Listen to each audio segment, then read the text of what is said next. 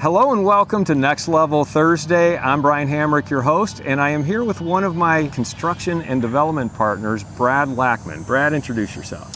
Brad Laackman, I'm the CEO of Honor Construction, partner in Victory Development Group, and today we're going to talk about what you don't know when you start a construction project. Not just what you don't know, but what is under the ground that Hidden you don't know, underground. that you can't see. That's right. Brad and I are standing on the site of Victory on Leonard, which is a 120-unit apartment development. We are scheduled to be done with this project in 2023. And hopefully have our first residents moving in next month. Yeah, actually. 10-1. It's a phased That's opening. Right. But what we're going to talk about today is what's under the ground, because when you start a development or construction project and you're getting into the ground, you never know what you're going to find. So, Brad, tell us some of the things you found in the past on other projects. Yeah, in my 20, 23 years, a lot of underground tanks, a lot of people who wanted to just put oil or gas in underground tanks and leave it there forever. A lot of bad soils, contaminated soils from those tanks and from other things. We have found underground a lot of old swimming pools, a lot of stuff that you just do not expect. No matter the due diligence you do, you just run into some things. Right. So on this project, yes. Victory on Leonard, what did we find in the beginning, and how did we know that we were going to find it? Yeah. So on this project, like all of our projects, we do soil borings as a due diligence even before we close on the loan. It's one of the earliest things we do is we check and see if our borings can find anything that gives us pause throughout the project. So on this project, we found that there was a higher water table in some parts of our plot, our land. So we knew there was going to be water underground. We didn't know where it was. We'd heard that on Leonard, in our experience, there's an underground river of water. We didn't know where that was. It was different for every project we'd done on Leonard. So we knew there was going to be water, and because of that, we segregated off money to prepare to do dewatering and anything we needed to do concerning the water. Yeah, and so going into it, we knew there was going to be water. We did. We budgeted around $250,000. $250, yep. To remediate that. It ended up being about $270. $270, yeah. $270, but we knew that it was going to be there. Yeah. We budgeted appropriately. But then Brad, recently, yes, and this is almost 2 years into the project, yes, we discovered something else under the ground that was underneath the parking lot that we were about to rip up and redo.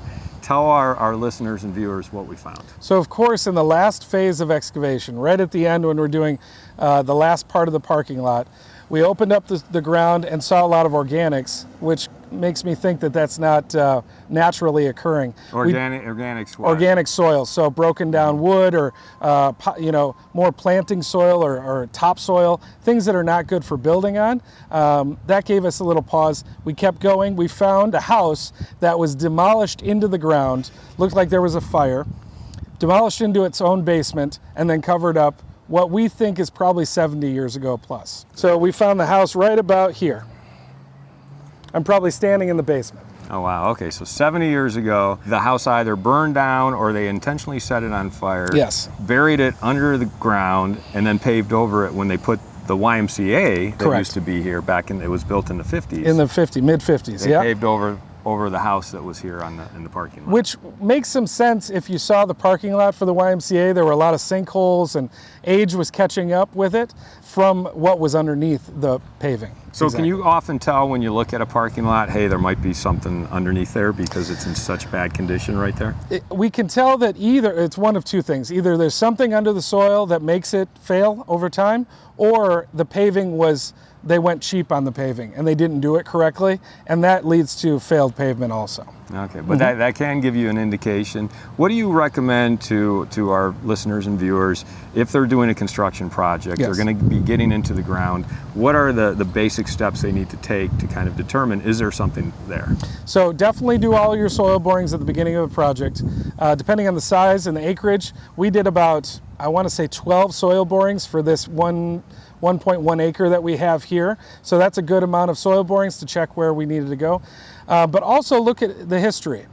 We have next to this old YMCA a residential house behind us, and maybe that next house would be logically here. And kind of think through what, if you're in a neighborhood specifically to look for that house, maybe that would be there. We didn't expect it, that's where it ended up. All right, well, thank you for talking about that. Yep. What you can find under the ground, you never know when you're doing a project of this size, but you can bet there's probably something there. There's going to be something. All right, so hey, that's our episode of Next Level Thursday. Brad, thanks for joining me. Thank you. If you want to find out more about this project or other projects that we're up to with Victory Development Group, you can just check out our website, victorydevgroup.com.